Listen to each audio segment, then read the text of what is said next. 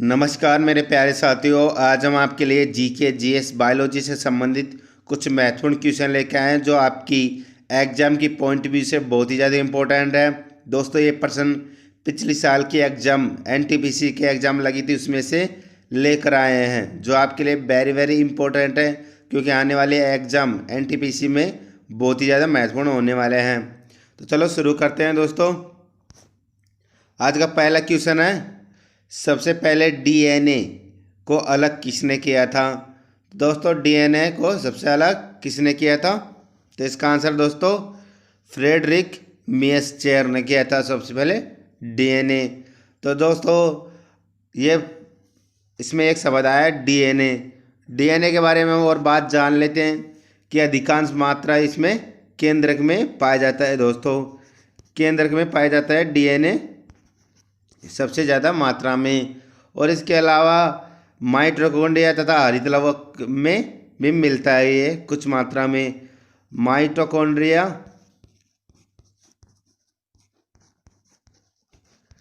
और हरित लवक में भी पाया जाता है, हरित लवक में भी मिलता है दोस्तों ये डीएनए। इसके अलावा हम बात कर लेते हैं कि डीएनए में 4 नाइट्रोजन क्षार उपस्थित होते हैं।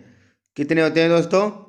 इस डीएनए में कितने होते हैं? 4 नाइट्रोजन होते हैं क्षारीय उपस्थित। इसके 4 है दोस्तों, एडिनिन, एडिनिनी, पहला नंबर का एडिनिनी, दूसरा है दोस्तों गुआनिन, तीसरा नंबर का है पाइनिन, और चौथा नंबर का है साइटोसिन। चौथे नंबर का दोस्तों साइटोसिन, चौथे नंबर का साइटोसिन है, ये डीएनए में पाया जाता है। अगला क्वेश्चन देख लेते हैं, थार का रेगिस्तान कहाँ अवस्थित है। तो दोस्तों थार का रेगिस्तान कहाँ अवस्थित है? ये मुख्यतः राजस्थान में अवस्थित है। थार का रेगिस्तान मुख्यतः राजस्थान में अवस्थित है, और ये भारत की यानी कि देशों की बात कर दी जाए तो ये भारत और प्लस पाकिस्तान के अंदर पाया जाता है। और इस थार के रेगिस्तान यानी कि थार के रेगिस्तान शब्द आया तो इसका क्षेत्रफल कितना होगा दोस्तों? इसका क्षेत्रफल है 2,60,000 किलोमीटर, 2,60,000 किलोमीटर इसका क्षेत्रफल है। और ये ऐसे पूछ लिया जाए कि सबसे ज़्यादा राजस्थान के किस जिले में अवस्थित है थार का रेगिस्तान, तो दोस्तों ये है जैसलमेर में, सबसे ज़्यादा जैसलमेर में अवस्थित है थार का रेगिस्तान। और इसके अलावा हम बात कर लेते हैं कि भारत का सबसे गर्म स्थान यानी गर्म जिला, भारत का सबसे गर्म जिला भी जैसलमेर है दोस्तों। यह आपके लिए इम्पोर्टेंट है किसी भी एग्ज़ाम की दृष्टि से, कि ये पूछ लिया जाता है कि भारत का सबसे गर्म जिला कौन सा है। और सबसे ठंडे जिले की बात कर ली जाए तो लेह है लद्दाख का, लेह सबसे ठंडा जिला है। और दूसरा सबसे बड़ा, पहला नंबर का सहारा है जो विश्व का सबसे बड़ा मरुस्थल है, और दूसरे नंबर का कालाहारी, ये दूसरे नंबर का सबसे बड़ा मरुस्थल है। अगला क्वेश्चन है कि माचिस की तिलिया में क्या लगा रहता है। तो माचिस की तिलिया में क्या लगा रहता है दोस्तों? इसका आंसर है दोस्तों लाल फास्फोरस, या फास्फोरस कोई भी हो तो फास्फोरस लगा होता है। इसके अलावा अब यहाँ पर एक शब्द आया फास्फोरस। इस फास्फोरस के बारे में हम जान लेते हैं कुछ चीज़ें। लाल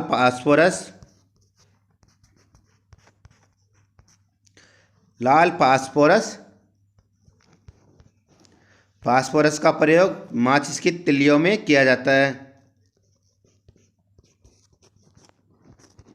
तो इस फास्फोरस का प्रयोग माचिस की तिल्ली में किया जाता है, लाल फास्फोरस। इसके अलावा हम बात कर लेते हैं सफ़ेद फास्फोरस अधिक क्रियाशील होता है।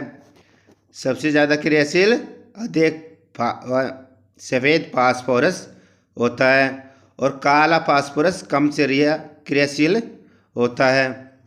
यानी कि लाल के मुकाबले काला फास्फोरस कम क्रियाशील होता है। यहाँ पर काला फास्फोरस। और हम देख लेते हैं फास्फोरस प्राणी और वनस्पति के लिए बहुत ही ज़्यादा महत्वपूर्ण है। ये आपके लिए इम्पोर्टेंट है कि वनस्पति पदार्थों में आवश्यक है ये फास्फोरस। और जो कि हमारे शरीर में हड्डियाँ होती है जिसमें डीएनए में उपस्थित होता है तो उसमें भी ये फास्फोरस मिलता है। अगला क्वेश्चन देख लेते हैं। शोर के किस स्तर से ऊपर का शोर को कानों में दर्द होने से खराब के कारण हो सकता है? तो कितने के हो सकता है दोस्तों? तो इसका आंसर है दोस्तों 130 डेसिबल, जिससे ऊपर के कानों में दर्द होने शुरू कर देते हैं। तो यहाँ पर एक शब्द आया डेसिबल। तो दोस्तों जो ध्वनि की मापक इकाई है उसको डेसिबल बोलते हैं। ये इम्पोर्टेंट है,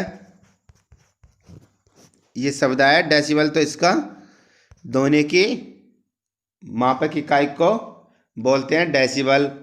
जो हम साधारण बातचीत करते हैं दोस्तों इसमें 30 या 35 डेसिबल की आवश्यकता होती है।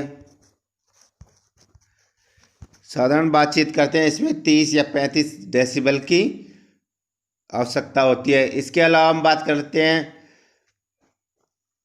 जो कि 75 डेसिबल।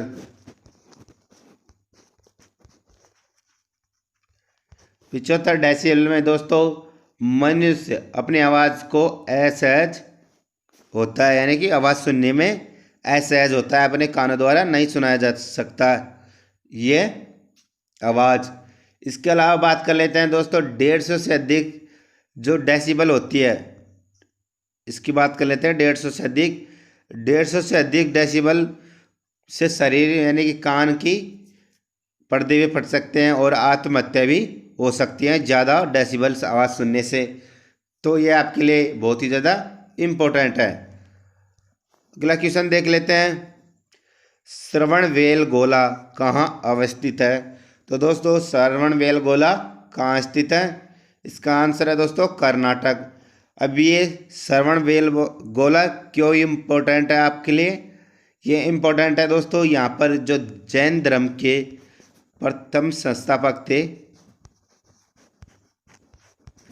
जो जैन धर्म के सबसे प्रथम संस्थापक थे, उसका यहाँ पर संलयन विधि से दोस्तों इसने स्वर्ग त्याग दिया था। महावीर स्वामी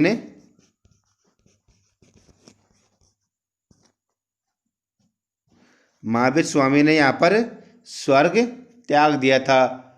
और इसके अलावा जो भारत का महान सम्राट चंद्रगुप्त मौर्य ने श्रवणबेलगोला में संलयन विधि से संलेखन या संलयन, तो संलेखन विधि क्या होती है ये आपके लिए इम्पोर्टेंट है कि संलेखन विधि क्या होती है। तो दोस्तों संलेखन विधि ये होती है कि उपवास करके कम तरल पदार्थ शरीर में लेने के बाद धीरे धीरे शरीर की हड्डियाँ सूख जाती है, तो उसके बाद में व्यक्ति की मृत्यु हो जाती है। इसके अलावा हम बात कर लेते हैं दोस्तों ये संलयन विधि कहाँ की जाती है दोस्तों? ये की जाती है चंद्रगिरी पर्वत पर। चंद्रगिरी जहाँ अवस्थित है, चंद्रगिरी पर्वत पर यहाँ पर इसका ये संलयन विधि का उपयोग करके यहाँ पर मतलब स्वर्ग की प्राप्ति कर ली जाती है। इसके अलावा हम बात कर लेते हैं दोस्तों चंद्रगुप्त मौर्य के गुरु भद्रबाहु थे। चंद्रगुप्त के गुरु थे दोस्तों भद्रबाहु। जो आपके लिए इम्पोर्टेंट है ये हम बता देते हैं आपके लिए। इसके अलावा बात कर लेते हैं भद्रबाहु ने कौन से किताब लिखी थी। तो दोस्तों ये लिखी थी कल्पसूत्र, जो आपके लिए इम्पोर्टेंट है। कल्पसूत्र किताब लिखी थी जिसमें 24 करों का वर्णन किया गया था। 24 करों का वर्णन किया गया था यहाँ पर भद्रबाहु ने लिखी कल्पसूत्र में। इसमें 24 तीर्थों का वर्णन किया था। अगला क्वेश्चन देख लेते हैं, खगोलीय लीप वर्ष किससे मापा जाता है। तो दोस्तों खगोलीय लीप वर्ष किससे मापा जाता है, इसका आंसर है दोस्तों प्रकाश वर्ष से। यहाँ पर प्रकाश वर्ष आया है तो हम इसके लिए कुछ इसके शब्द बता देते हैं कि प्रकाश वर्ष होता क्या है। तो दोस्तों एक प्रकाश वर्ष में कितने मीटर होते हैं, 9.46 इंटू 10⁻15 मीटर होता है। ये आपके लिए इम्पोर्टेंट है, 9.46 इंटू 10⁻15 मीटर होता है एक प्रकाश वर्ष में। और एक पारसेक में होता है दोस्तों, जो कि सबसे ज़्यादा दूरी मापने की इकाई को पारसेक बोलते हैं। इसमें होता है 3.26 प्रकाश वर्ष, यानी कि 3.08 इंटू 10⁻16 मीटर होता है, जो आपके लिए इम्पोर्टेंट है।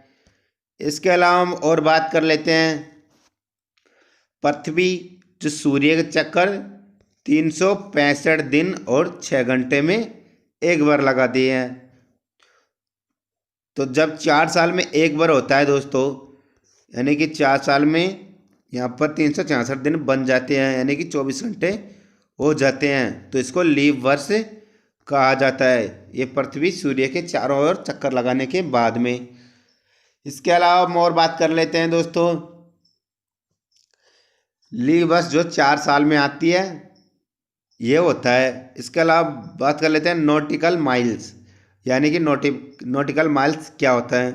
तो दोस्तों आपके लिए इम्पोर्टेंट है, नॉटिकल माइल्स ये होता है कि जो समुद्र में दूरी मापने के लिए काम में लिया जाता है उसे नॉटिकल माइल्स कहते हैं। 1 नॉटिकल बराबर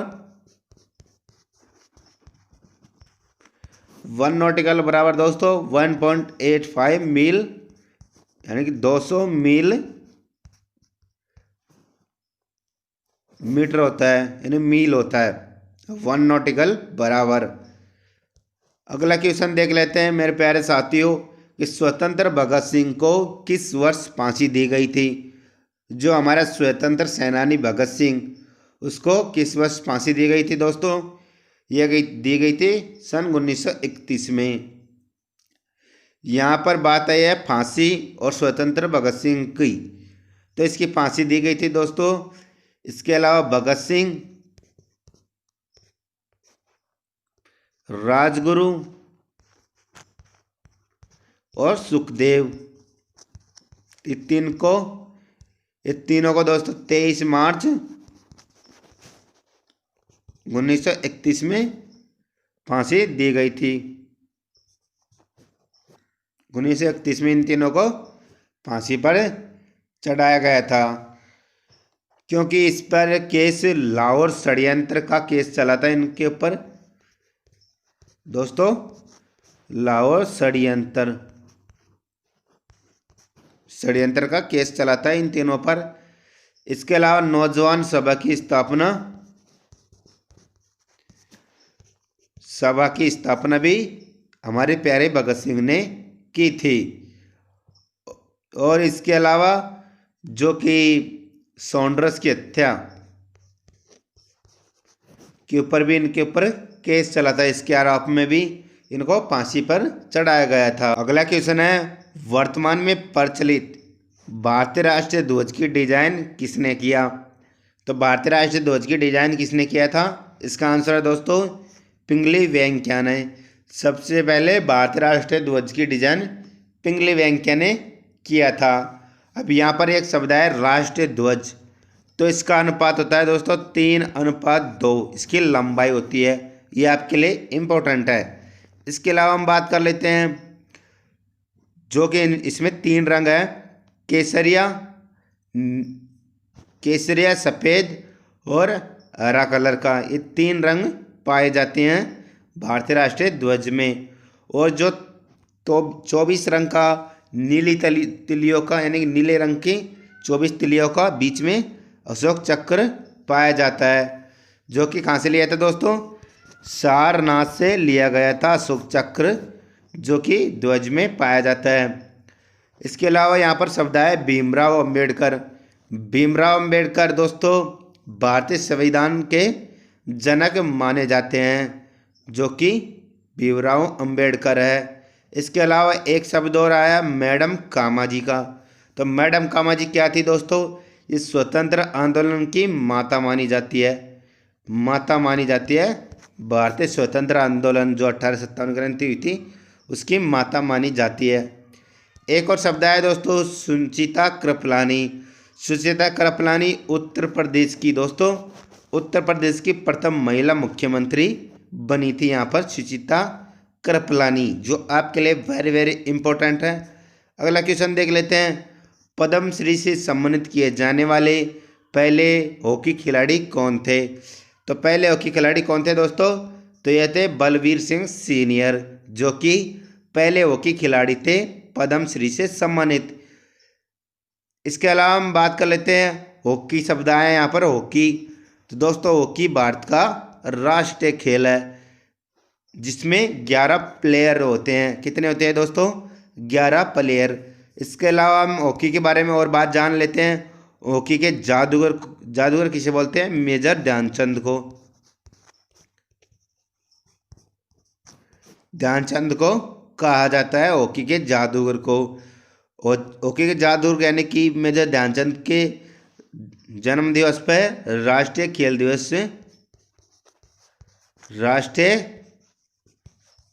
दिवस के रूप में मनाते हैं, जो कि कब आता है दोस्तों? 29 अगस्त को आता है। ये 29 अगस्त को मनाया जाता है। इसके अलावा शब्द है धनराज पिल्ले, जो कि हॉकी के कप्तान रह चुके हैं। किसी टाइम के हॉकी के कप्तान रह चुके हैं, जो आपके लिए इम्पोर्टेंट है धनराज पिल्ले का। अगला क्वेश्चन देख लेते हैं। सर्वाधिक ऑस्कर पुरस्कार जीतने वाले खिलाड़ी कौन, यानी कि पुरुष रिकॉर्ड किसके नाम है? तो दोस्तों ये है वाल्ट डिज्नी। वाल्ट डिज्नी के नाम पर है सर्वाधिक ऑस्कर पुरस्कार जीतने वाले। यहाँ पर एक शब्द है ऑस्कर। तो दोस्तों ऑस्कर के बारे में जान लेते हैं, जो विश्व का फिल्म क्षेत्र में दिए जाने वाला पुरस्कार है, जो सर्वश्रेष्ठ पुरस्कार माना जाता है यहाँ पर ऑस्कर पुरस्कार। इसके अलावा बात कर लेते हैं दोस्तों, ये 1929 से प्रारंभ किया था, जो कि अमेरिका ने सर्वप्रथम इसको प्रारंभ किया था। इसके अलावा हम बात कर लेते हैं दोस्तों और अवार्डों के बारे में भी बात कर लेते हैं। ग्रैमी अवार्ड, जो कि संगीत के क्षेत्र में दिया जाता है, संगीत में सर्वश्रेष्ठ प्रदर्शन करने में दिया जाता है, जो कि ये चालू किया था, यानी कि इसको स्थापना कब की गई थी? 1958 में इसकी स्थापना की गई थी ग्रैमी अवार्ड की। इसके अलावा हम बात कर लेते हैं कांस अवार्ड, जो कि संगीत के क्षेत्र में ही दिया जाता है, यानी कि संगीत के क्षेत्र में नहीं दिया जाता है दोस्तों। ये उत्सव फ्रांस देता है। कौन देता है? फ्रांस देता है ये अवार्ड। इसके अलावा बात कर लेते हैं